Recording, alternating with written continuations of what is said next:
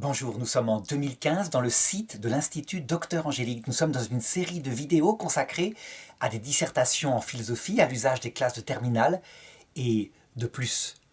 Attention, ces dissertations ne sont pas faites pour être copiées telles quelles, mais plutôt pour donner des idées et pour que chacun les fasse à sa manière. Le sujet d'aujourd'hui s'intitule « Les relations entre philosophie et religion dans la modernité ».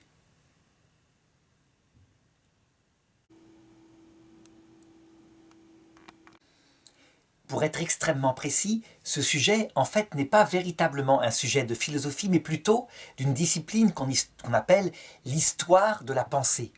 Parce qu'il fait appel à de l'histoire, il vise évidemment ce qui s'est passé d'abord en Occident. Et deuxièmement, la pensée qui a évolué, le rapport d'une pensée à une autre pensée. Actuellement, souvent, en tout cas dans l'enseignement en philosophie de terminale, cette histoire des pensées prend le pas sur la philosophie, sans doute parce que on a peur de faire de la vraie philosophie qui consiste, normalement, à chercher la réalité, l'observation de la réalité. Sans doute parce que cette observation paraîtrait peut-être intolérante si on admettait qu'il y a une réalité et donc une vérité. Normalement, la philosophie, c'est justement le rapport de ma pensée à la réalité. J'essaye de connaître la réalité. Donc, tout de même, de la philosophie interviendra, à savoir la psychologie des peuples, des lois psychologiques générales, des lois qu'on appelle sociologiques, donc, puisque la psychologie appliquée au peuple s'appelle la sociologie. Alors, ce sujet, je voudrais aborder trois parties. La première, c'est justement la cause de la modernité. Comment est-ce qu'elle est née? Quand est-ce qu'elle est née? Et ce qui s'est passé pour qu'elle ait un rapport particulier à la religion, un rapport qu'on n'avait pas vu avant. Dans une deuxième partie, eh bien, les effets dus à ces causes qu'on analysera, qui sont en fait liées à la Renaissance. Et enfin, dans une conclusion, je voudrais élargir le sujet et faire une espèce de prospective sur ce qui risque de se passer au XXIe siècle dans les rapports entre religion et philosophie.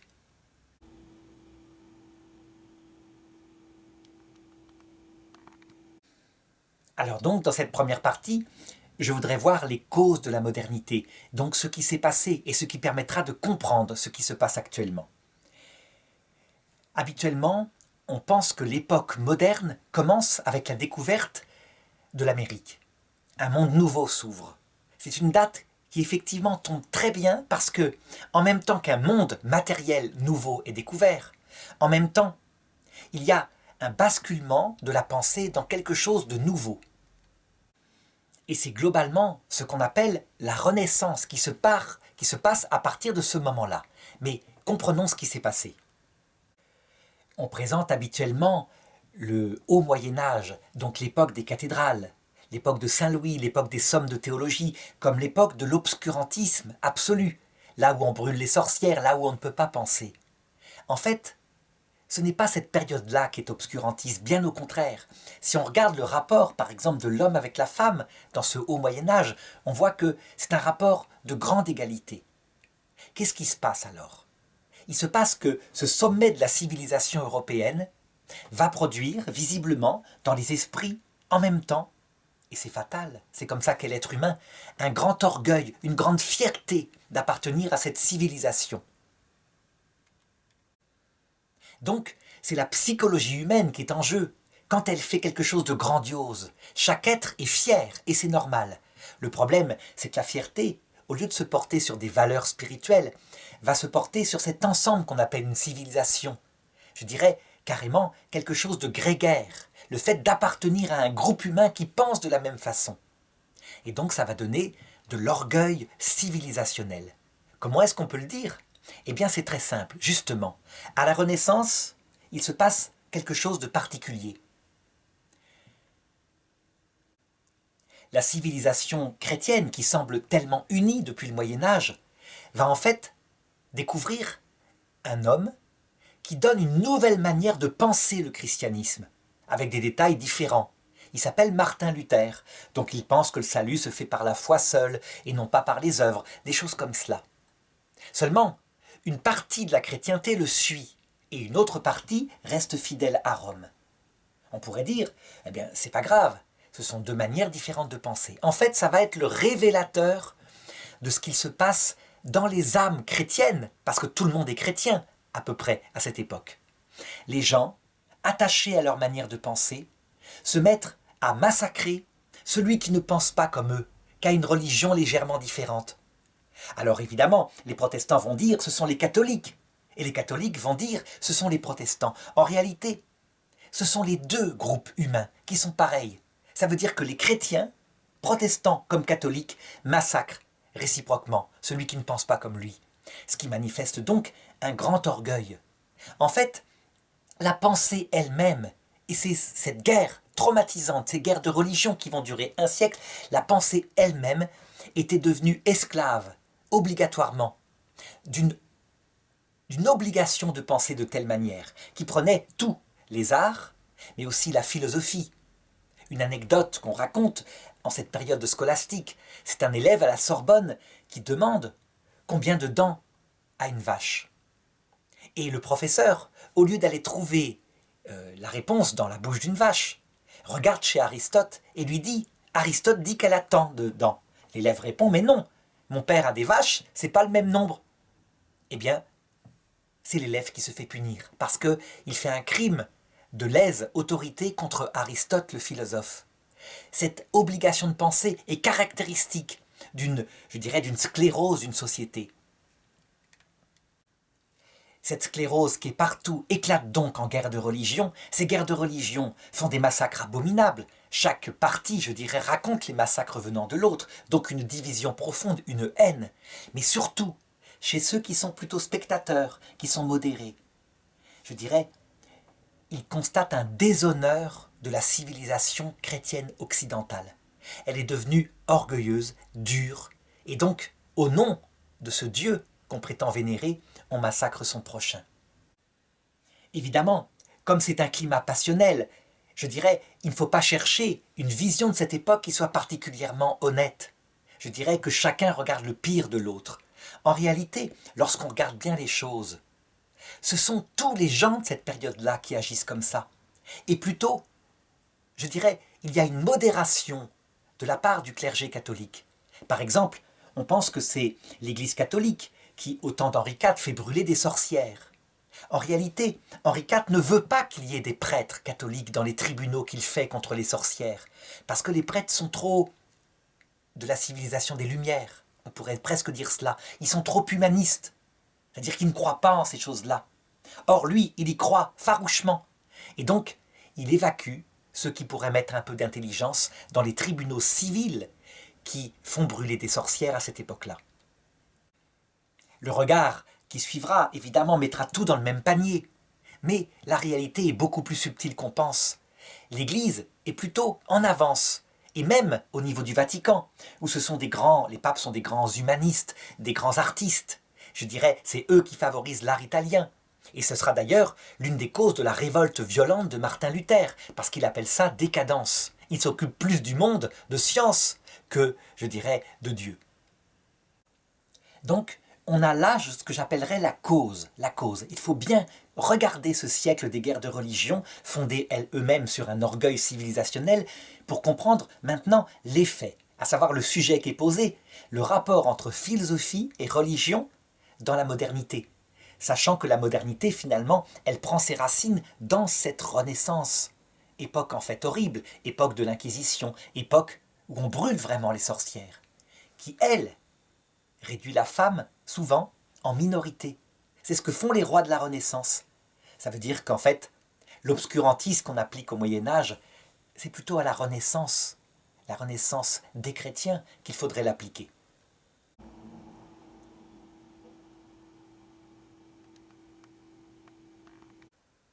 Alors, dans cette deuxième partie, je voudrais donc voir la réponse au sujet, mais le faire véritablement en montrant que les choses se sont passées progressivement, qu'il y a eu des couches géologiques, d'un rapport de laïcisation.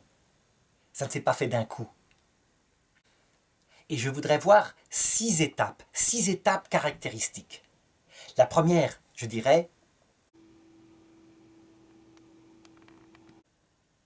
elle va consister dans une méfiance par rapport aux hommes qui portent ce pouvoir qui étouffe comme une casserole, un couvercle sur une casserole, qui étouffe la liberté de penser, la liberté d'agir. Et ce pouvoir, c'est non seulement les rois, mais c'est aussi les clercs. Il faut dire qu'à cette époque-là, particulièrement en Espagne, on le voit, c'est l'époque de Sainte Thérèse d'Avila, de Saint Jean de la Croix, penser de manière originale fait courir un danger. Il va y avoir tout de suite le vérificateur théologique, l'Inquisition, qui n'est pas si terrible. En fait, elle ne tue pas vraiment, mais elle met une crainte. Elle peut interroger, mettre en prison, et après imposer des pénitences parce qu'on n'a pas pensé comme il fallait. Il y a en fait très peu de morts, mais ce climat de couvercle sur la pensée fait que on devient d'abord anticlérical. On se méfie des clercs, et en particulier de ce pape à Rome qui, je dirais, a une autorité presque royale, qui pouvait à un moment donné déposer les rois, les empereurs, en les excommuniant. Dans une partie de la chrétienté, on peut dire que le rapport à la religion change donc. On ne veut plus de clercs ordonnés, qui sont la hiérarchie, l'autorité. Mais on prétend que chaque chrétien peut être un clerc. Il n'a qu'à se former, et si la communauté veut bien démocratiquement l'élire comme son pasteur, il deviendra le pasteur, donc le prêtre, en quelque sorte. Et puis, il pourra perdre sa fonction. Sa fonction, elle est liée à son baptême et à l'élection du peuple. Elle n'est pas définitive. S'il est un bon pasteur, il sera accepté toute sa vie. C'est ce qui va se passer en commun dans tout le protestantisme, sauf le protestantisme anglican et aussi épiscopalien, qui lui garde un clergé, mais il est spécial. Par contre, les luthériens, les calvinistes, etc., ont cette même réaction de méfiance par rapport au clerc. C'est la première chose qui se passe. Eh bien, cette première étape est ressentie comme une libération de la pensée, puisque chacun, en se confrontant au texte seul, en envoyant balader tout ce que les clercs ont ajouté, donc la tradition, etc., peut librement examiner sa foi et se la former lui-même à travers la lecture de l'Écriture. Ah, attention, il ne faut pas croire que cette liberté est géniale chez les protestants. Quand Luther va se rendre compte qu'en fait, chacun se met à être un petit Luther dans sa propre paroisse, il va appliquer ce que son temps applique toujours, une inquisition, des condamnations à mort. Donc on le voit, ce sont les hommes de cette époque, plus qu'autre chose, qui sont durs et qui sont assez orgueilleux. Cet anticléricalisme de bon ton, eh bien, on peut dire qu'il va être, on pourrait dire globalement, ce qui marque le XVIIe siècle, finalement. Mais les choses vont continuer. Arrive le XVIIIe siècle, qu'on appelle aussi le siècle des Lumières. Eh bien, il va naître dans le catholicisme écossais, mais aussi un peu partout en Europe, des groupes qui se réunissent, des groupes intellectuels, des élites, qui décident de penser par eux-mêmes. Ils veulent se libérer, non pas seulement de l'esclavage des clercs, mais de l'esclavage des dogmes, auxquels il faut adhérer obligatoirement, sous peine, je dirais, de perdre son salut. C'est ce qu'on appelle la franc-maçonnerie écossaise. Elle est chrétienne. Il n'est pas question, au début de ce XVIIIe siècle, d'être autre chose que chrétien, catholique ou protestant. Mais on veut pouvoir penser par soi-même les dogmes, indépendamment, je dirais, d'un magistère solennel venant de Rome. Alors qu'est-ce que c'est qu'un dogme ? Un dogme, c'est une vérité de la révélation solennellement définie par un pape ou par un concile, et qui devient une obligation de foi théologale de la part du catholique. Chez les protestants, il y a aussi des dogmes. Ce sont les choses communément admises en clair dans l'Écriture. Et donc globalement, les 6 premiers conciles œcuméniques de l'Église, donc dans le premier millénaire, sont acceptés par la plupart des protestants. La franc-maçonnerie écossaise ne veut pas forcément rejeter les dogmes comme la Trinité, comme la divinité du Christ, mais elle veut pouvoir les penser par elle-même. C'est ça qui fait d'elle une libre pensée. Franc-maçonnerie égale construire le meilleur monde possible chrétien, mais librement. C'est donc quelque chose de nouveau qui devrait être plus lié au protestantisme, mais qui en fait vient aussi dans le catholicisme. C'est véritablement quelque chose de la modernité, quelque chose qu'on n'avait pas vu avant, si ce n'est ici ou là par quelques prophètes du style Jean Hus, etc., qui l'avaient annoncé au Moyen-Âge.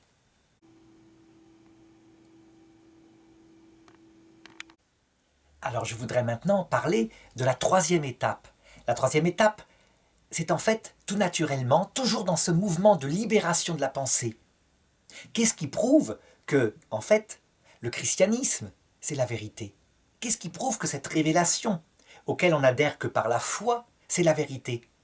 Qu'est-ce qui prouve que ces francs-maçons écossais qui sont obligatoirement chrétiens sont dans la vérité?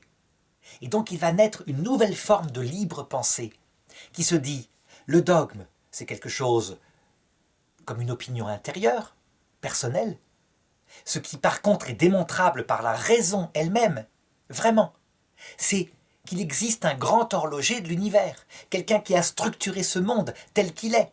On le voit bien, disent ces premiers francs-maçons déistes. Donc toujours des élites réunies en groupe. Et ça se passe, ce que je raconte là, toujours à l'époque des Lumières, donc au XVIIIe siècle. Ce qui est parfaitement démontrable par la raison et non plus par un dogme, même si ce dogme on le trie soi-même, c'est qu'il existe un grand ordonnateur du monde. On le voit, le courant de laïcisation est en marche, parce que cette fois, comme à l'époque d'ailleurs de Socrate, quand Socrate, je dirais, ne veut plus des dieux grecs, et qu'il est accusé d'être athée, parce qu'il rejette Zeus, etc.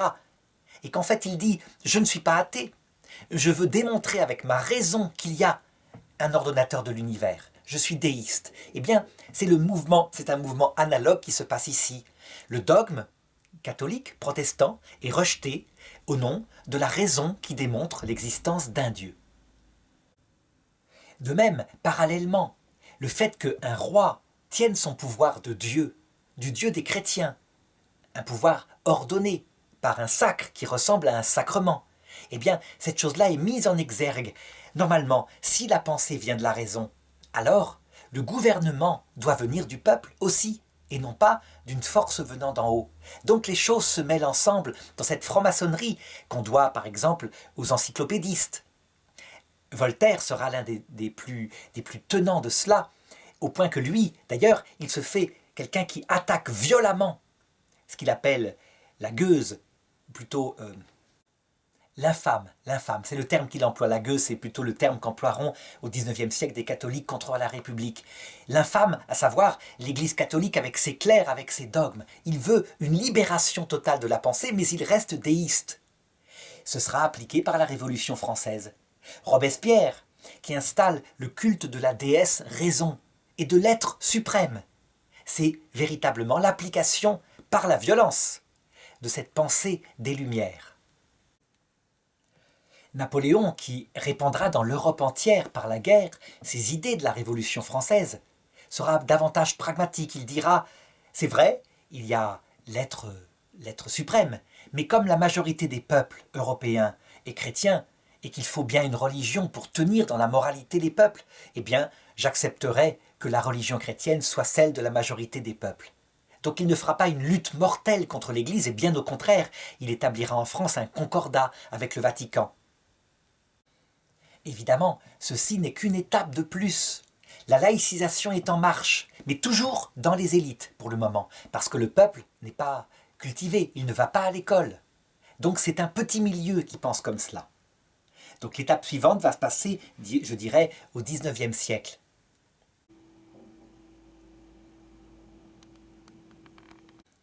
Dans ces groupes de pensée qui tous sont soit chrétiens, soit déistes, mais qui continuent de faire leurs promesses sur la Bible, on se dit, mais en loge, dans les réunions, on n'arrête pas de discuter de Dieu et de se prendre la tête pour qui est de telle religion, qui est de telle autre, qui est simplement déiste, qui, pourquoi pas, est agnostique, qui est athée.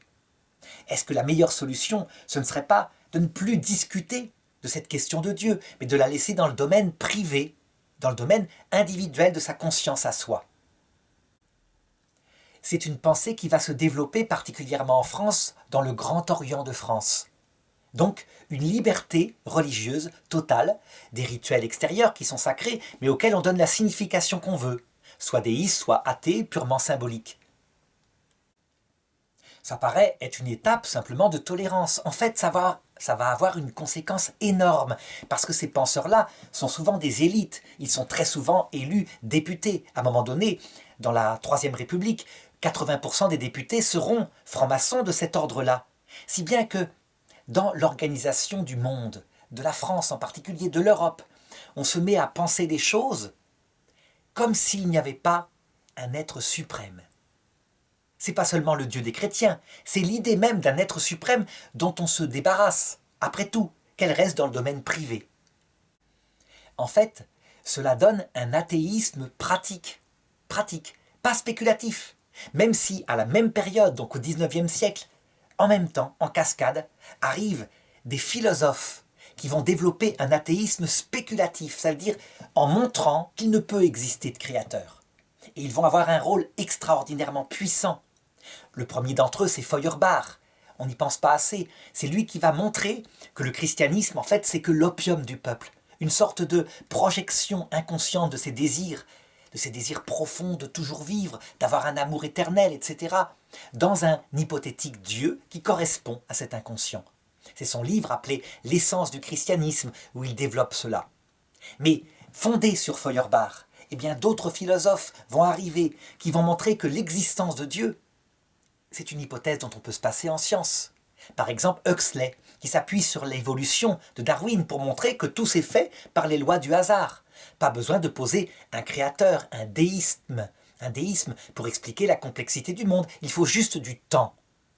Et donc, en répondant à cette question de l'origine par la possibilité d'une cause non intelligente, il atteint profondément dans les élites le déisme qui restait. De même, en ce qui concerne l'espérance d'une vie après la mort, Auguste Comte l'attaque profondément en disant « Il faut accepter qu'on est fait de matière. Et la science et les techniques, c'est ça qu'il faut développer. Quand on aura accepté que ces questions du « qu'y a-t-il après la mort » sont peu intéressantes, mais que la science donnera des réponses, qu'elle permettra peut-être même un jour d'atteindre une éternité, une vie éternelle sur Terre, parce que rien ne lui sera impossible. Alors dans ce cas-là, on aura la fin des angoisses du futur et la fin des angoisses du présent par l'apport des techniques qui rendront la vie humaine particulièrement agréable. On peut dire que cette étape-là, ce qu'elle a de caractéristique, c'est que on se débarrasse, dit Nietzsche, qui est le philosophe de la mort de Dieu, on se débarrasse de l'esclavage, de l'existence de quelqu'un qui nous a pensé. Un esclavage pour lui parce que si quelqu'un nous a pensé, ça veut dire qu'on ne peut pas faire librement ce qu'on veut de notre nature humaine. On ne peut pas être soi-même créateur de notre monde par la puissance que l'évolution, le hasard, nous a donnée dans notre esprit. Alors, c'est donc au XIXe siècle une sorte de libération totale de l'homme qui devient le centre de sa propre pensée, de sa propre façon de se penser, qui est produite, d'après ce que croit la modernité, par ces philosophes. On se débarrasse de l'ancienne superstition qui faisait de l'homme quelqu'un de soumis à une pensée plus forte que lui. La modernité, finalement, c'est le rapport de la libération de l'esprit de l'homme par rapport aux esclavages des religions. Une étape suivante va apparaître ensuite, ce qu'on pourrait qualifier de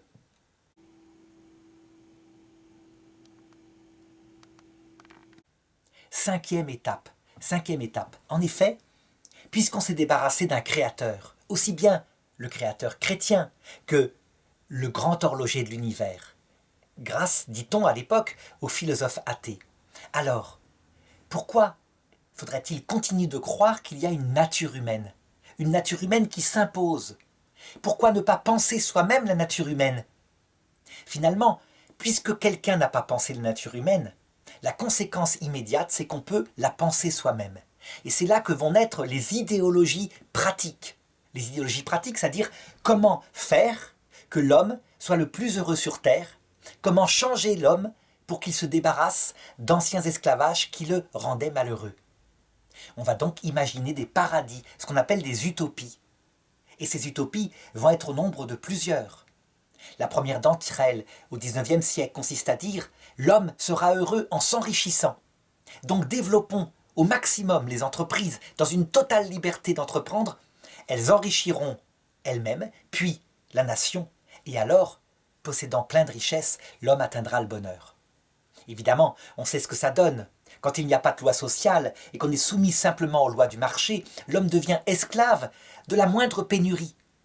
Le monde ouvrier au XIXe siècle va être réduit en esclavage par cette idéologie, si bien que va naître une autre pensée qui réagit à cela en disant on ne peut pas définir l'homme simplement par cet enrichissement matériel.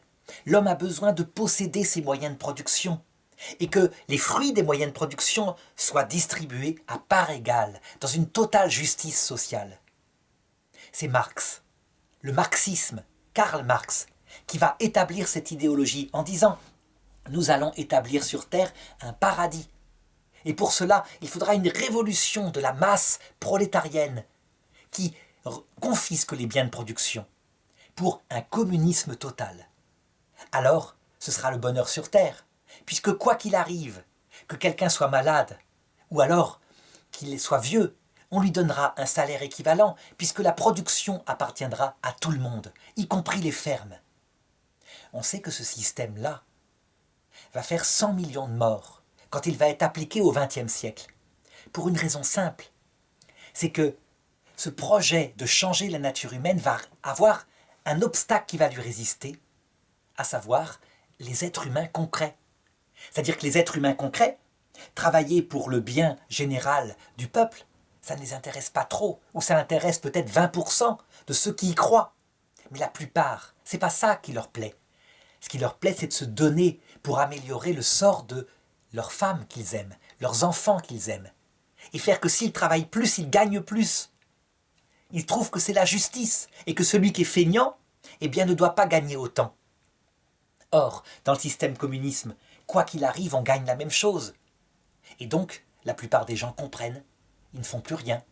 La paresse arrive dans ces systèmes. Et donc, en même temps que la paresse, la ruine économique. Et puisque ceux qui veulent l'instaurer y croient, ils croient qu'on peut changer la nature humaine, eh bien arrive de leur part la punition. Donc la rééducation dans des camps de travail, le goulag. Le goulag apparaît tout de suite quand le communisme est installé, en fait parce que le communisme est intrinsèquement pervers. Il ne marche pas, l'homme n'est pas fait comme cela. Ah, c'est facile de le comprendre au XXIe siècle, en regardant ce qui s'est passé. Toujours la même histoire. Cette histoire de rééducation, de mise à mort de ceux qui sont antisociaux, parce que, comme dans une classe finalement, si on a toujours 10 sur 20, eh bien la plupart ne font plus rien puisqu'ils ont 10 sur 20, quoi qu'il arrive. Et ceux qui travaillaient bien se découragent, puisque de toute façon ils ont 10 sur 20, quoi qu'il arrive. Ce qui caractérise le marxisme, mais aussi le nazisme, mais aussi le nationalisme, c'est qu'on pense la nature humaine autrement. On met à chaque fois une idole, comme si le bonheur pouvait arriver par cette idole. Évidemment, les choses les plus grossières par rapport à Hitler, la race, serait la nature humaine. Donc évidemment, c'est épais. Et les choses les plus, en apparence fines, à travers le marxisme, à savoir l'égalité, la justice, serait la nature humaine. Mais en fait, c'est tout aussi violent et pervers parce que ça ne correspond pas à l'homme. Cette idée de pouvoir changer la nature humaine, elle reste valable au XXIe siècle. On en voit par exemple une application très étonnante dans ces années 2014-2015 en France et puis dans les années 1990 en Amérique. L'idée que être un homme, être une femme, c'est une pure construction de l'esprit. Par l'éducation que les parents s'obstinent à donner à leurs enfants. Et que les hommes et les femmes, en fait, sont exactement identiques. Il y a juste une fonction corporelle qui change. Mais le reste, la psychologie soi-disant différente, les goûts pour certains métiers, sont des stéréotypes de genre. Le problème, c'est qu'on va essayer de changer une fois de plus la nature humaine, véritablement, en changeant l'éducation. Par exemple, des écoles vont être ouvertes, là où ces gens y croient, où les enfants n'ont pas le droit de dire aux autres s'ils sont une fille ou un garçon. Tout le monde est habillé de la même façon, avec une coupe de cheveux identique, et donc normalement, on pense qu'en étant éduqué de cette façon-là, tout va se faire selon cette idéologie du genre. Évidemment, l'expérience ne durera pas. La première chose que vont faire les enfants entre eux, c'est de se dire s'ils sont une fille ou un garçon. C'est tellement viscéral chez eux de se distinguer. Cette idéologie ne va pas durer aussi parce que des pays comme la Suède, qui avaient appliqué depuis 20 ans cette éducation absolument égale, dans une liberté totale des femmes et des hommes, se rendront compte qu'en fait, quand les femmes sont libres, eh bien, elles s'obstinent naturellement à choisir en grande proportion, donc peut-être à 80%, des métiers qui ont un rapport avec les relations humaines, l'humanité, comme médecin, professeur, psychologue. Et que c'est quand les femmes ne sont pas libres, qu'elles sont contraintes de travailler, qu'elles vont choisir des métiers en rapport avec la technique, comme par exemple ingénieur ou technicien. Il n'empêche, cette dernière tentative au XXIe siècle montre bien que parce qu'il n'y a plus de créateur suprême, le déisme est mort, parce qu'il n'y a plus de créateur qui se révèle, le christianisme se meurt, eh bien la nature humaine elle-même est capable d'être façonnée, changée, et les tentatives changent selon l'ère du temps. Et à chaque fois, évidemment, heureusement, ça dure de moins en moins longtemps, parce que les êtres humains se rendent compte qu'ils sont comme ils sont. Que l'éducation peut modérer les choses, mais pas radicalement changer ce qui est, je dirais, intrinsèquement l'humanité. Donc cette distinction si belle, si naturelle entre les hommes et les femmes, chacun ayant son charme propre. Évidemment, pas à 100%, c'est très souple, mais ce n'est pas quelque chose de négligeable. Donc on le voit dans cette 5e étape, ce qui caractérise les choses, c'est que le rapport de la modernité est un rapport de la modernité à l'absence de religion. Elle se repense librement elle-même et c'est en rapport avec la disparition de quelqu'un qui aurait pensé la nature humaine. Il est vrai que si elle vient de l'évolution, du hasard, pourquoi pas la changer? Il ne faut pas croire que cette idée a disparu. Ce qui se profile, c'est en fait la capacité de la changer cette fois radicalement, en touchant à l'ADN. Puisqu'on n'a pas pu changer la nature humaine en touchant à son éducation, en forçant les gens à penser autrement l'être humain, eh bien, certains envisagent de le faire dès la base, en changeant, je dirais, ce chiffre inné, génétique, qui distingue les hommes des femmes, etc.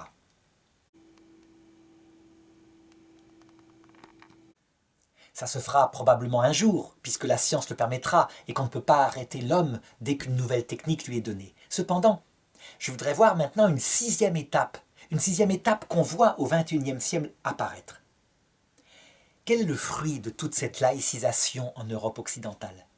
Eh bien, en fait, il apparaît un homme libéré donc de l'esclavage, c'est comme ça que l'appelle la modernité, d'un Dieu qui se révèle, de dogmes, de clercs qui parlent au nom de ce Dieu, puis même d'un créateur, puis même de sa nature humaine. Libéré complètement. Et un homme libéré qui n'a pas de sens à sa vie. Ça veut dire que la prophétie d'Auguste Comte qui disait « on ne se posera plus les questions du pourquoi on est sur Terre », elle s'est écroulée. Elle ne marche pas. L'être humain au XXIe siècle est exactement le même qu'au Paléolithique. La première question qu'il se pose, c'est à quoi ça sert tout ça si c'est pour finir dans le néant? On peut dire d'ailleurs qu'Auguste Comte fut prophète, puisque lui qui avait pensé ce système où seule la question du comment ça marche subsisterait dans une humanité adulte, lorsqu'il perdit sa femme, qu'il aimait tendrement, eh bien son système s'écroula. On peut le dire. Et il se demandait pourquoi fallait-il passer par cette mort? Et si la question du comment ça marche pourrait répondre à cet amour profond qu'il avait pour elle. En fait, dans la modernité actuelle, en Occident, c'est très très net. On voit apparaître un esclavage qu'on n'avait pas prévu. L'esclavage du malheur, du mal-être. Et on pourrait dire d'ailleurs qu'il y a, dans un livre très ancien, le livre de la sagesse, quelque chose qui décrit ce qui s'est passé.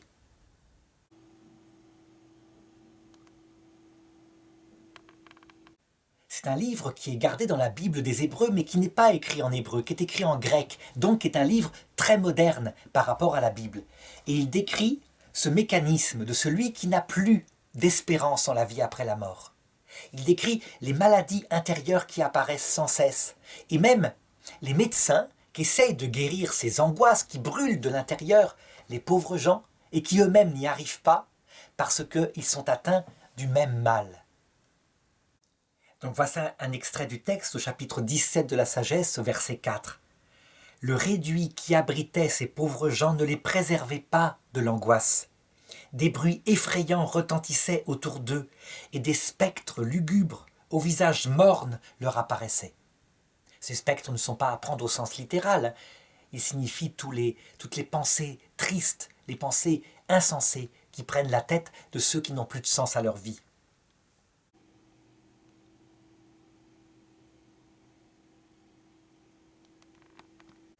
Et le texte continue pour décrire les médecins qui repèrent ces angoisses et qui n'arrivent pas à les guérir. Les artifices de l'art magique, donc à l'époque on pourrait parler de médecine, demeuraient impuissants et sa prétention à l'intelligence était confondue. Car ceux qui promettaient de bannir de l'âme malade les peurs et les terreurs étaient eux-mêmes malades d'une angoisse ridicule. On peut dire qu'en Europe, cette Europe qui danse, qui est si heureuse à la télévision, dans des fêtes, en réalité, quand on parle à des personnes qui ont élaboré ce monde où on se passe complètement de la question de Dieu, cette angoisse est peut être facilement mise au clair. Actuellement, on peut même dire que la génération de mai 68 qui a dansé, qui avait une vie, je dirais, de plaisir devant elle et d'argent, véritablement réalisée, en se passant des questions du sens de la vie et de Dieu, manifeste les conséquences de ce qu'elle a vécu.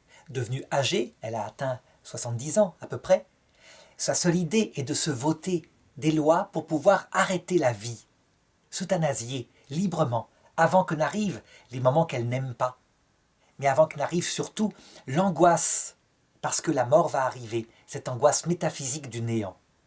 Elle le nie à elle-même, elle prétend que non, c'est une question de liberté, on doit pouvoir choisir soi-même le moment où on meurt, puisqu'on est maître de sa nature humaine. En réalité, c'est pour fuir quelque chose qui va mal dans le cœur de l'homme.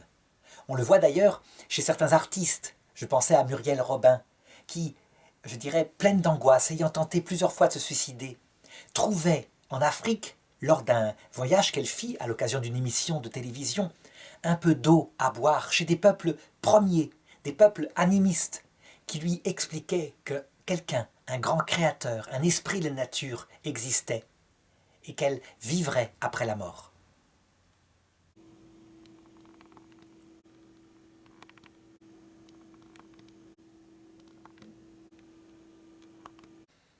On repère ça aussi chez une autre artiste, Diams, une chanteuse de rap, une chanteuse connue dans les années 2000 et célèbre au point que les jeunes la suivaient. Et tout d'un coup, elle révèle qu'elle est mal dans sa peau, tellement mal dans sa peau qu'elle a découvert un sens à sa vie en découvrant l'islam, auprès de celui dont elle était amoureuse. Et cet islam lui donne un calme, une paix, une structure de sa vie si forte qu'elle décide d'arrêter la chanson, elle se voile. On pourrait dire, mais elle a suivi simplement son copain, qui était musulman. Non, quelques années plus tard, elle divorce. Cet homme ne se révèle pas si bien qu'il paraissait. Eh bien, elle garde précieusement sa religion, en disant « J'y ai trouvé mon équilibre. Avant, je errais dans un monde insensé. Je faisais ce que je veux et j'étais devenue esclave de mes propres pulsions. Dans cette religion, avec des repères simples, j'y ai trouvé structure et équilibre. » On peut dire que cette 6e étape, elle est manifeste. C'est la découverte que la liberté totale de l'homme qui se pense lui-même s'est accompagnée de l'esclavage d'une vie insensée, chose que les animaux n'auraient pas connue, eux qui n'ont pas ces pensées métaphysiques. Il faut donc en tenir compte. Le rapport de la modernité à la religion est changé dans ces années 2000-2015 et je vais voir maintenant, en conclusion, ce qu'on peut prévoir pour l'avenir.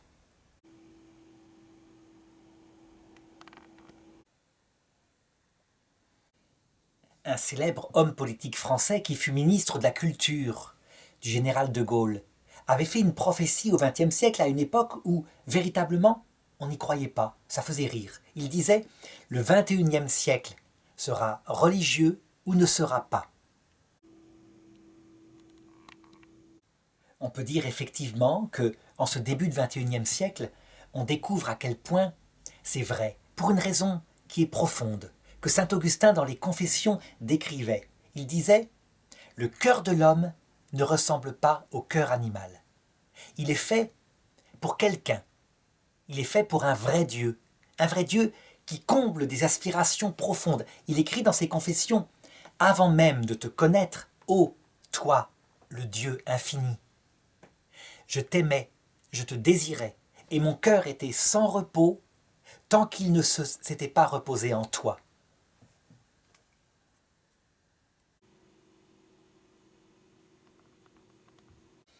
Qu'est-ce que signifie cette découverte de saint Augustin?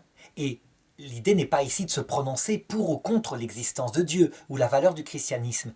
Non, simplement, cela manifeste que Feuerbach ne s'était pas trompé. Sauf que Feuerbach interprète la même chose qu'il constate que saint Augustin en disant « Et donc le christianisme n'est que la projection de notre inconscient malade dans un Dieu imaginaire. » Saint Augustin répond « Non, c'est parce que notre cœur humain est créé pour ce Dieu réel qui est humble et qui est amour, qui s'est fait homme en Jésus-Christ, qu'il est malade tant qu'il ne le connaît pas. » L'un comme l'autre ne prouvent pas leur objet. On doit le reconnaître. Mais il prouve une chose, c'est que quand Auguste Comte pensait que l'homme pourrait paisiblement se passer de la question religieuse, il se trompe. Encore une fois, la nature humaine est comme cela, pour une raison simple. C'est que l'être humain, par son esprit, dépasse l'instant présent. Un chien sait qu'il va mourir quand la mort est là sous forme d'un tigre, par exemple, qui va le dévorer. Mais quand il va bien, qu'il est à la maison, qu'il a à manger, qu'il a son milieu, ses maîtres qui l'entourent de tendresse, un petit peu dans la journée, il peut rester 100 millions d'années heureux, sans jamais demander plus que cela. Mais évidemment, s'il vivait 100 millions d'années, et ce n'est pas le cas. L'être humain, lui, quand on lui donne à manger, quand on lui donne une famille qui l'entoure, quand on lui donne une paix, il n'y a pas d'ennemi, très vite, son cœur s'angoisse. Parce que cela ne lui suffit pas. Quelque chose en lui désire plus. Un amour qui ne se tarit pas, qui ne devient pas tiède. Je dirais une connaissance plus grande des choses. Ce qu'il y a de l'autre côté de la colline l'intéresse. Une puissance inouïe. Jamais il ne se contentera d'une technologie. Il lui faut toujours la meilleure. L'être humain a des désirs infinis. Et ce désir, on le constate. Résultat, on le voit au XXe siècle, en Occident, qui sans arrêt s'enrichit, et plus il s'enrichit, moins il se rend compte de son niveau de vie. Jamais un monde n'a été aussi en sécurité que l'Europe occidentale ou l'Amérique au XXe siècle, avec les lois sociales absolument uniques. Et rien n'a pu guérir le cœur de l'homme. Les angoisses de la faim ont disparu et sont remplacées par des angoisses de la faim spirituelle, du sens de la vie. On peut donc dire que le nouveau rapport à la modernité, dans cette 7e étape que je voudrais développer maintenant, le nouveau rapport à la modernité, c'est un rapport de redécouverte du besoin de l'homme de la religion, du fait que l'homme est un animal religieux. Évidemment, en 2015, où je fais cette vidéo, cela se réalise à travers le retour violent de religions primitives, dans leur aspect le plus, je dirais, le plus salafiste, c'est le terme exact, c'est-à-dire telles qu'elles étaient vécues au tout début, sans la maturation qui est arrivée après. Pour une raison simple, c'est que quand on va trop loin dans le rejet de la religion comme l'a fait l'Occident, un rejet tellement fort que la question est ridicule, on se fait moquer de soi, eh bien il ne faut pas s'étonner que la nature ayant horreur du vide, le balancier parte dans l'autre sens, dans un désir violent, aussi violent, de la religion. Et de la religion, fût-elle la plus idiote, ne serait-ce que parce qu'elle donne un sens à la vie. L'excès, dans un sens, provoque l'excès dans l'autre. Et c'est ce que constate l'Occident. On le voit même philosophiquement. Quelle est la pensée de l'Occident? Je l'ai décrit avec sa laïcisation, si ce n'est l'exaltation de l'homme tout seul, l'homme contre Dieu, et puis l'homme qui n'a plus besoin du tout de Dieu, et l'homme qui n'a pas non plus de nature humaine. Eh bien, en conséquence, on voit le plus dur des religions, et je ne parle pas de l'islam, je parle du djihadisme, exalter Dieu, au-dessus de tout, contre l'homme, quitte à l'égorger, s'il ne se soumet pas à Dieu seul qui est exalté. C'est bien un mécanisme de balancier, c'est-à-dire une révolte passionnelle, pulsionnelle, et non pas une révolte pensée. Évidemment, je dirais, cet excès n'a aucun avenir. Il va lui-même s'écrouler sans doute par balancier dans la génération suivante, par un rejet chez les musulmans de ce Dieu violent qui ne reconnaît pas, je dirais, la légitimité de l'homme. Mais ces mouvements violents de balancier, en fait, on voit que la réalité, elle est dans un juste milieu. Un juste milieu que annonçait et souhaitait le pape Jean-Paul II dans son encyclique appelée Fides et Ratio. Il disait que l'avenir le plus moderne, sera un rééquilibrage des choses. Chaque discipline, chaque chose ayant sa juste place. La science s'occupant de la matière et de la technique, du comment ça marche. La philosophie ayant véritablement une liberté de l'intelligence qui cherche la vérité, donc sans que les dogmes n'interviennent pour l'empêcher de penser. Et la religion révélée s'occupant de la question du salut éternel. Ces trois disciplines n'étant pas séparées par des murs étanches, mais travaillant ensemble, comme des affectionnés, dans le même chemin, pour que l'homme soit équilibré. Évidemment, cet équilibre que souhaitait Jean-Paul II, à savoir le cardinal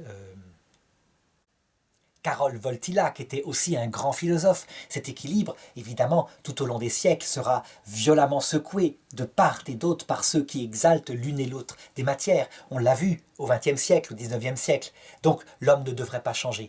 Mais on peut voir que ce rapport à la modernité est loin d'être terminé.